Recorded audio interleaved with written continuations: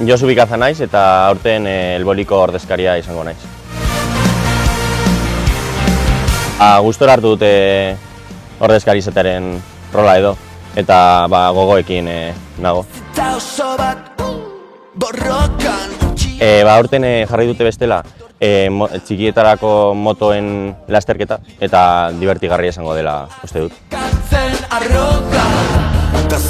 Aurten Western taberna bat egingo dugu eta guztiok kauboiak izango gara. Aurten kauboiak izango gara, soy un cowboy abestia. Ez, bateria ez. Elboli, argi dago. Dantza.